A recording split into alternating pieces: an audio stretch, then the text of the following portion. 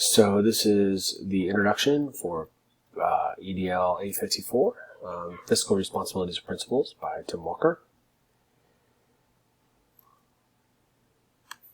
First off, just kind of the outline, so I'll introduce myself, and then we'll start talking about themes found in the reading around principal responsibilities. So our themes are school-level governance, student and adult success and well-being, data-informed decisions, equitable resource planning, finance laws, policies and regulations, and other themes. And then we'll have our citations and then the reflection statements. So personal information is I have been married to my wife Lorna for 16 years. I have twin 10-year-old boys, Reed and Preston. They're polar opposites of each other, which makes for a great balance. We did get the obligatory pet over the quarantine, so that's Roxy. She's our 2-year-old pit mix. When not working, I could be found sports, do scouting with one of the boys, sports with the other boy, puzzles, just being outdoors, being active, working. Enjoy doing work outdoors.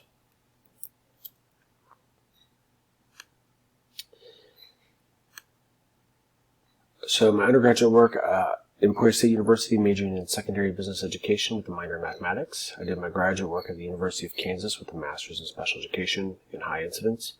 I received my doctorate at the University of Missouri-Columbia, go Tigers, studying educational leadership and policy. And my dissertation was around inviting social emotional learning into the secondary suburban classroom. I have taught at Harmon High School in Kansas City, Kansas, where I taught business, math, and special education. Been in the Blue Valley School District for a number of years, teaching students with emotional disabilities. Then I was at currently at Shawnee Mission South, where I'm special education and high incidence and the department coordinator. I've coached boys and girls soccer at all 4 schools and worked with 9th grade transition and social emotional learning at each location as well. So in talking about the themes during the readings, the first one that stood out to me was school-level governance. So I'm going to butcher that name all day, but Aluvu and Chambers agree with the argument that the school should have most of the control of the finances. Franks and Nozo propose and allow principals to determine needs since they have a better pulse on their school in the post-pandemic era. And then one of the things that Aluvu discuss is school-based budgeting. And it has some benefits to those who better understand the needs, have the authority to make those decisions. Resources allocated to individual sites, creates a pool for R&D to test new strategies, drives a service-based culture,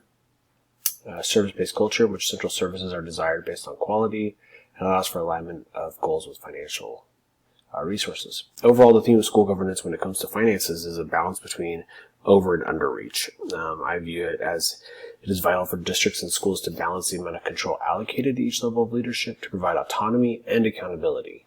And I think that was kind of sums up that theme that many of the articles discussed about school governance.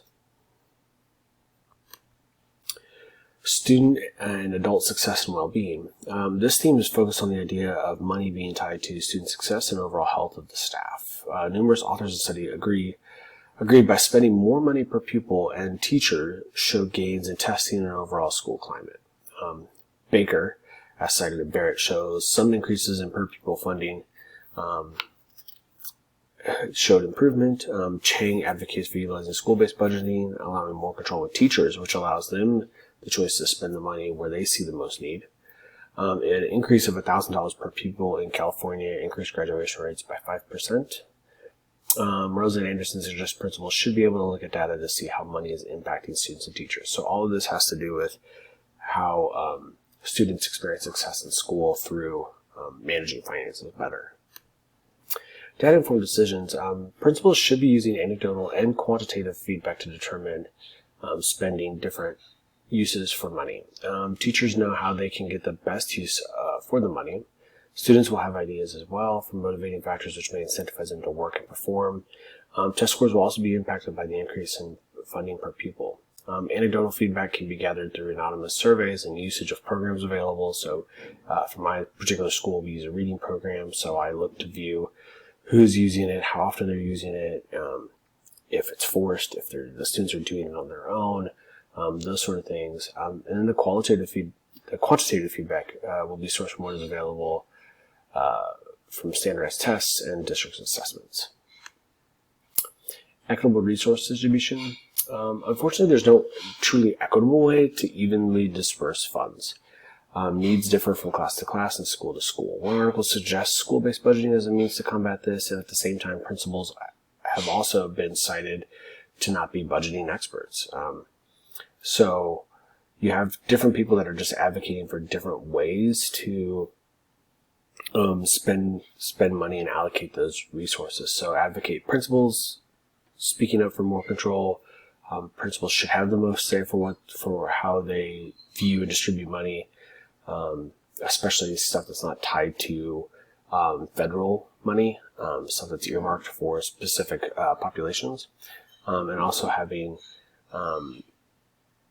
control over how some of that money is then allocated as well for resources or professional development and things like that. Finance laws, policies, and regulations. IDEA, which is the federal law for special education, determines set amounts for students with disabilities and how they are supported. Title I helps students who qualify for low-income assistance. There's also monies marked for staffing, busing, supplies. They all have to be separated. And then with the Every Student Succeed Act and Title II funding for PD, there's just money that's earmarked for specific things. I think in reading the articles, relatively few touched on the policies used to regulate or determine the flow of money in schools. Overall, the principals are required to follow the district and state policies for funding schools and using school money for the service for which they are intended.